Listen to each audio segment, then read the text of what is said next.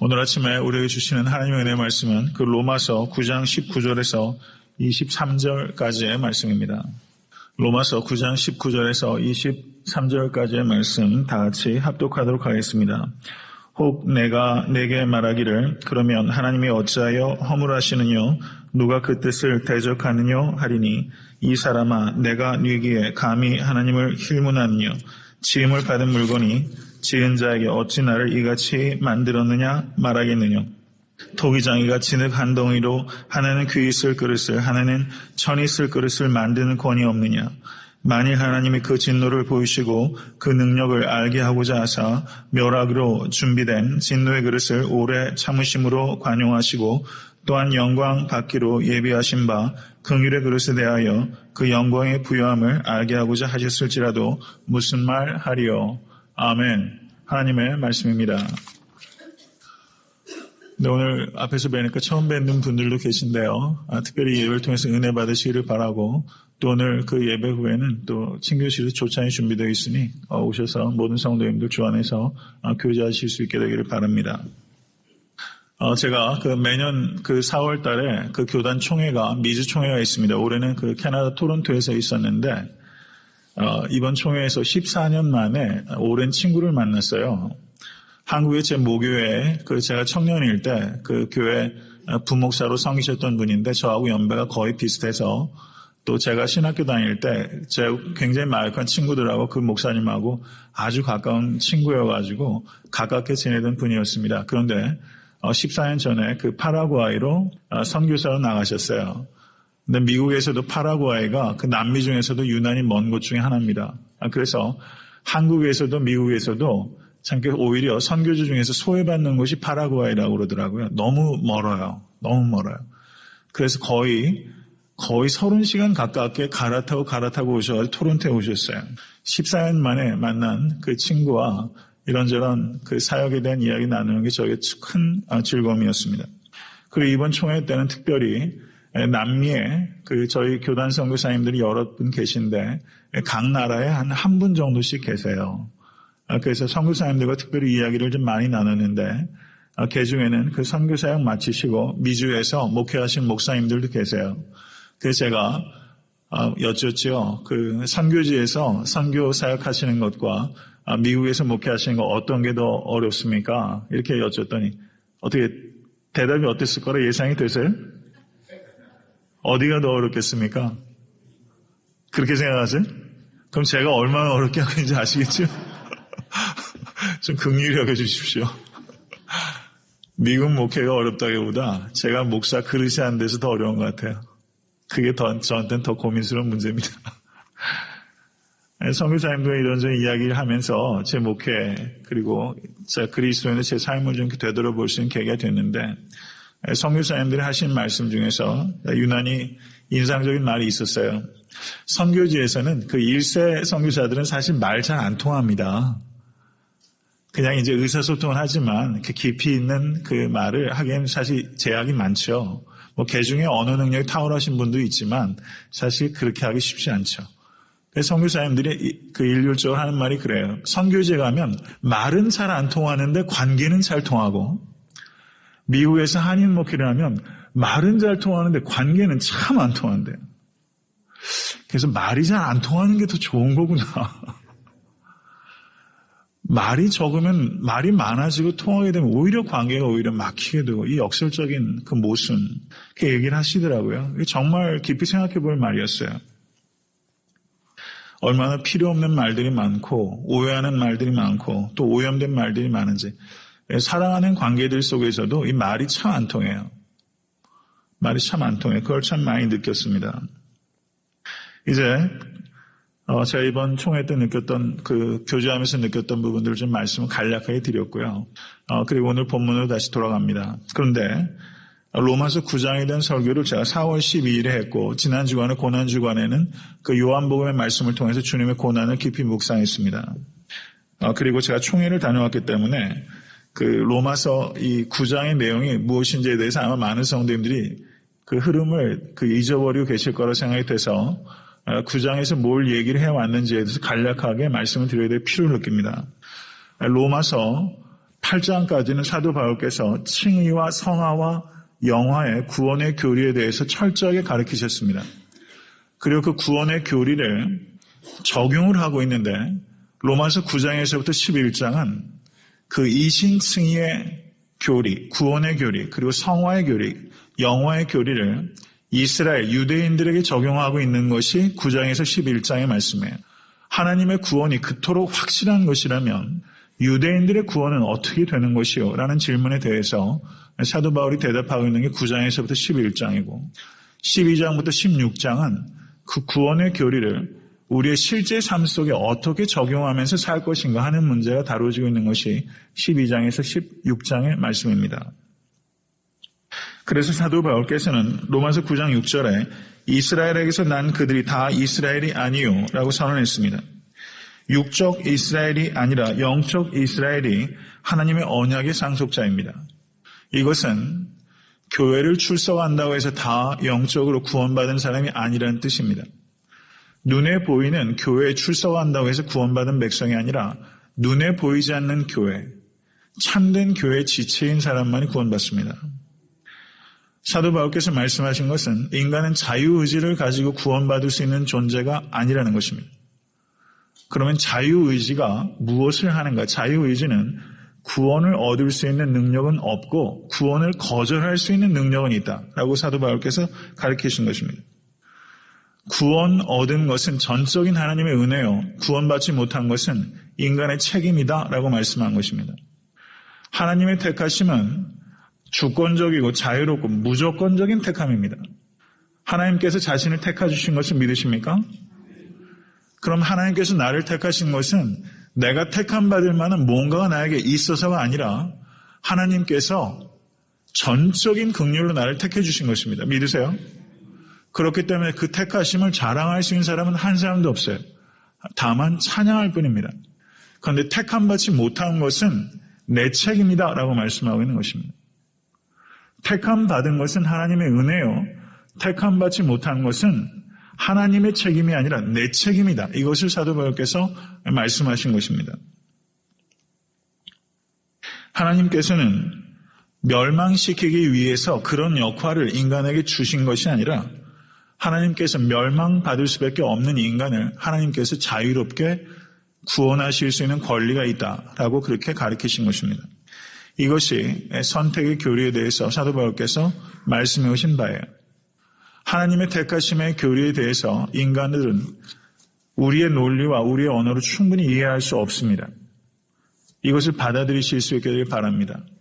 하나님께서 깨닫게 해주시는 만큼 우리는 나아가게 될 것이고 하나님께서 비춰주지 않으시면 우리는 거기서 멈출 수 있어야 합니다. 이제 오늘 본문의 말씀으로 들어가겠습니다. 9장 19절의 말씀을 보시죠. 혹 내가 내게 말하기를 그러면 하나님이 어찌하여 허물하시느냐? 누가 그 뜻을 대적하느냐?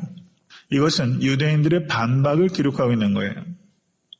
하나님께서 원하시는 자를 긍휼히 여기시고 원치 않는 자를 강팍해 하신다며 그리고 하나님의 뜻을 인간이 대적할 수 없다면 하나님께서 어떻게 강팍해 하신 이에게 그 책임을 물을 수 있는가라는 문제입니다. 하나님이 어떻게 그 허물을 그 인간에게 물으실 수 있는가? 이런 질문입니다. 이것은 하나님의 택하심에 대한 가장 대표적인 질문들 가운데 하나라고 할 수 있습니다. 이것에 대해서 사도 바울께서 20절 말씀을 보시죠. 다 같이 읽습니다. 이 사람아 내가 누이기에 감히 하나님을 힐문하느냐? 지음을 받은 물건이 지은 자에게 어찌 나를 이같이 만들었느냐 말하겠느냐? 토기장이가 진흙 덩이로 하나는 귀 있을 그릇을 하나는 천 있을 그릇을 만드는 권이 없느냐? 지금 사도 바울께서는 로마서를 통해서 가상의 대적자를 지금 세우고 있는 겁니다. 가상의 대적자를 통해서 질문을 던지고 그리고 사도 바울께서 거기에 대해서 대답하시는 형식으로 로마서가 진행되고 있어요. 유대인들이 던질 수 있는 가상의 질문들이 두 가지였습니다. 하나님이 어찌하여 허물하시느냐? 누가 그 뜻을 대적하느냐? 이것이 유대인들의 질문이에요. 이것에 대해서 사도 바울께서 세 가지로 카운터 퀘스천, 되받아서 질문을 던지고 있는 겁니다. 첫 번째 질문은 이 사람은 내가 뉘기에 감히 하나님을 힐문하느냐. 이것이 사도 바울의 반박 질문이고 두 번째 반박 질문이 지음을 받은 물건이 지은 자에게 어찌 나를 이같이 만들었느냐 말하겠느냐.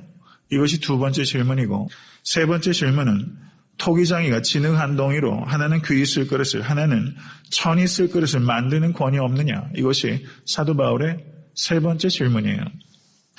그러면 사도 바울께서 이 질문을 통해서 말씀하고자 하는 바는 무엇입니까? 이 사람아 내가 뉘기에 감히 하나님을 힐문하느냐. 이 사람아 이 말은 사도 바울의 안타까움이 거기 있는 거예요. 질책하는 마음이 거기 있는 거예요. 내가 뉘기에 감히 하나님을 힐문하느냐. 하나님이 누구신지 인간이 누구인지 다른 말로 하면 하나님이 누구인지 내가 누구인지를 알아야 합니다. 하나님은 누구십니까? 하나님은 지으신 자요. 인간은 지음을 받은 자입니다. 믿으십니까? 하나님은 창조주시요 인간은 피조물입니다. 이것을 사도 바울께서 첫 번째로 말씀하신 것이고 두 번째는 하나님께서 창조주시고 인간이 피조물인데 그것을 토기장이와 진흙이라는 구약 성경의 말씀, 특별히 이사야서의 말씀을 가지고 하나님은 토기장이요 그리고 인간은 진흙 한 덩이라는 것을 말씀하셨습니다. 이건 믿으십니까? 하나님께서 토기장이시요 인간은 진흙 한 덩이에요. 이것을 사도 바울께서 말씀합니다. 어찌 나를 이같이 만들었느냐라고 인간이 질문할 수 없다는 것입니다. 이것은 하나님께서 주권을 가지고 계시다는 뜻입니다. 하나님께서는 내 뜻대로가 아니라 하나님의 뜻대로 나를 빚으실 수 있는 권리가 하나님께 있습니다. 하나님이 누구신지 내가 누구인지를 알아야 합니다. 그런데 인간의 모든 문제는 이것을 알지 못하는 데서 파생하는 것입니다. 토기장이가 진흙 한 덩이로 하나는 귀 쓸 그릇을 하나는 천이 쓸 그릇을 만드는 권이 없겠느냐 라고 하나님께서 말씀하십니다. 이 말씀은 이사야서의 말씀, 이사야서 29장 16절을 보시면 너희의 패리함이 심하도다. 토기장이를 어찌 진흙같이 여기겠느냐. 지음을 받은 물건이 어찌 자기를 지은 자에 대하여 이르기를 그가 나를 짓지 아니하였다 하겠으며 비듬을 받은 물건이 자기를 비든 자에 대하여 이르기를 그가 총명이 없다 하겠느냐. 이사야서 29장 16절의 말씀이에요. 여기서 너희의 패리함이 심하도다라는 말은 뒤집어서 생각하는 것이 심하도다라고 말하는 것입니다. 인간은 뒤집어서 생각합니다. 하나님께서 토기장이시고 인간은 진흙인데 하나님을 진흙으로 여기고 내가 토기장이라고 생각합니다. 그래서 하나님을 주물럭주물럭 하나님을 만들어요. 지금 무신론자들의 그 세 명의 우두머리가 있습니다. 그 중에 세 사람들이 리처드 도킨슨, 짐 해리스, 크리스토퍼 히친스라는 사람들입니다. 무신론자들의 우두머리들이에요. 근데 리처드 도킨스가 쓴 책 중에서 아주 센세이션을 일으킨 책이 있습니다. 만들어진 신이라는 책이 있어요. 만들어진 신, 이것은 거꾸로 말하면 인간이 토기장이요 그 신은 진흙에 불과하다라고 거꾸로서 말하는 것입니다. 이것은 이사야서 29장의 말씀 그대로입니다. 그리고 이 책의 부제가 신은 과연 인간을 창조했는가라는 것이 이 책의 부제예요. 대답은 뭡니까? 신이 인간을 창조한 게 아니라 만들어진 신, 인간이 신을 만들었다라고 말하는 것이죠. 이 말은 거의 맞아요. 왜냐하면 거짓 신들은 다 인간이 만든 것입니다. 그렇지만 참 하나님이신 삼위일체 하나님께서 우리를 하나님의 형상대로 우리를 만드셨습니다. 믿으십니까? 하나님은 창조주시오. 우리는 피조물입니다. 그리고 이사야서 45장 9절에 이렇게 말씀합니다. 질그릇 조각 한 조각 같은 자가 자기를 지으신 자로 더불어 다툴진저 화 있을진저 진흙이 토기장이를 대하여 너는 무엇을 만드느뇨 할 수 있겠으며 너의 만든 것이 너를 가리켜 그는 손이 없다 할 수 있겠느냐. 인간은 어떤 존재입니까? 질그릇 조각 한 조각 같은 존재예요. 이것을 진심으로 믿고 받아들이실 수 있게 간절히 바랍니다. 내가 누구인지를 알아야 내가 무엇을 해야 하는지를 알고 그리고 내가 어디로 가는지를 압니다. 인간의 문제는요, 인간이 어디에서 왔는지를 알지 모르고 인간이 무엇을 해야 하는지를 모르고 그리고 인간이 어디로 가는지를 모르는 데서 발생되는 문제예요. 하나님께서 창조주이십니다. 그리고 섭리자이십니다. 그리고 완성자이십니다. 믿으십니까? 그것을 알 때 인간의 문제가 해결이 되는 거예요. 이것에 대한 해결이 없으면 인간은 본질적으로 공허한 존재입니다. 헛되고 헛된 것이 인간입니다. 하나님께서 창조주시여, 이것은 저는 신학을 얘기하는 게 아니에요. 신앙으로 여러분과 이 사실을 받아들이실 수 있을 간절히 바랍니다. 나는 하나님께 지으신 바요. 내 인생의 주인은 하나님이시고 내 미래는 하나님의 주권 가운데 있습니다. 이것을 철저하게 받아들이실 수 있을 간절히 바랍니다. 우리가 하나님께서 그런 주권을 가지고 계세요. 토기장이로서. 구원에 있어서도 하나님께서 주권을 가지고 계십니다. 그리고 하나님께서 여러분과 저, 우리 한 사람 한 사람을 주권적으로 택하여 주셨습니다. 하나님께서 여러분의 삶 가운데서도 주권을 가지고 계심을 믿으실 수 있게 간절히 바랍니다. 욥이 뭐라고 말합니까? 욥기 42장 1절 3절에 이렇게 말씀합니다. 욥이 여호와께 대답하여 가로되 주께서는 무소불능하시오며 무슨 경영이든지 못 이루실 것이 없는 줄 아오니 무지한 말로 이치를 가리우는 자가 누구니이까? 내가 스스로 깨달을 수 없는 일을 말하였고 스스로 알 수 없고 헤아리기 어려운 일을 말하였나이다. 라고 욥이 말하면서 죄를 뒤집어 쓰고 자기를 하나여 회개하는 장면이 42장에 기록되어 있어요. 욥이 말하는 것은 무엇입니까? 무지한 말을 하였다라고 말하는 거예요. 욥이 당한 고난은 그건 극치적인 고난입니다. 이 세상에 살면서 욥과 같은 고난을 겪은 사람은 사실상은 거의 발견하기가 어려워요. 정말 인간이 겪을 수 있는, 상상할 수 있는 한계를 넘어서는 고난을 욥이 겪었죠. 그런데 욥이 말하는 것은 뭐냐면요. 주께서는 무소불능하시오며 무슨 경영이든지 못 이루실 것이 없는 줄 아오니 라고 말하면서 욥이 말하는 것은 이런 겁니다. 하나님, 제가 이해할 수 없어도 나에게 닥쳤던 고난이 그 이유를 나는 이해할 수 없지만 하나님께서는 나에게 무슨 일이라도 하실 수 있는 권리가 있으십니다. 욥은 그것을 고백하는 거예요. 하나님께서 나에게 무슨 일이든 하실 수 있습니다. 그리고 그것은 최선입니다. 그것을 내가 이해를 하든 내가 좋아하든 싫어하든 상관없이 하나님께서는 전능하신 하나님이시요 창조주시요 선하신 하나님이시기 때문에 하나님의 선하심은 궁극적인 선하심이시기 때문에 내가 다 이해할 수 없어도 No one can stop you. 욥이 말하는 것은 그 얘기예요. 아무도 하나님을 멈추게 할 수 없습니다. 하나님께서 나에게 하시는 일을 내가 이거는 해주시고 이거는 하지 마십시오라고 말할 수 없습니다. 욥은 그것을 받아들이는 거예요. 하나님께서는 무슨 일이든 하실 수 있습니다. 그리고 그것이 내 이해를 넘어서는 일이 있을 것입니다. 그렇지만 그것이 저에게 최선입니다. 욥은 그것을 고백하고 있는 거예요. 욥은 하나님 앞에서 진흙 한 덩이로 돌아간 거예요. 하나님은 토기장이시고 저는 진흙입니다. 하나님 마음대로 빚으실 수 있습니다. 이렇게 욥이 말하고 있는 것입니다.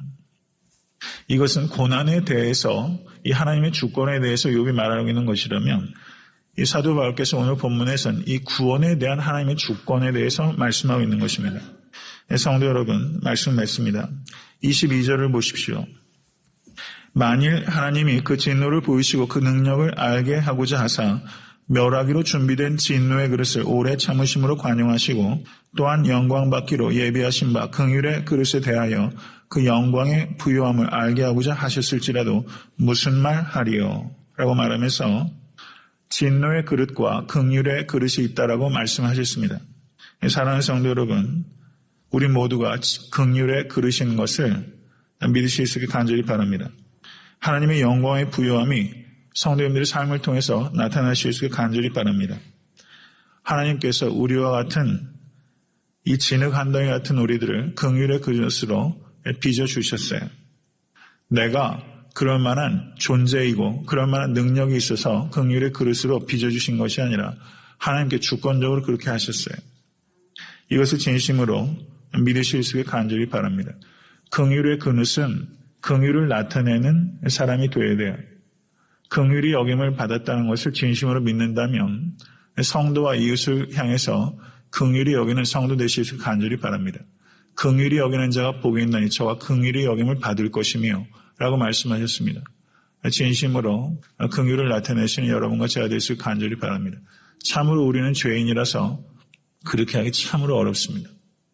그 한계를 참으로 깨달으시고 이 아침에 기도하실 수 있기를 간절히 바라고 긍휼의 그릇 되실 수 있는 여러분과 제가 되기 위해서 포기하지 마시고 늘 성령 가운데 의지하시고 정말 한 걸음 한 걸음 나아가는 길 외에는 길이 없는 것 같아요. 때로는 퇴보하고 뒷걸음 칠 때처럼 느껴질 때 참 많이 있습니다. 그렇지만 영성은 한 걸음 한 걸음이에요.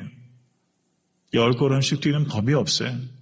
한 걸음 한 걸음 정말 긍휼의 그릇이 될 수 있도록 주여 인도하여 주시옵소서. 이렇게 기도하실 수 있는 겸손한 이 아침 될 수 있게 되기 주님을 간절히 축원합니다.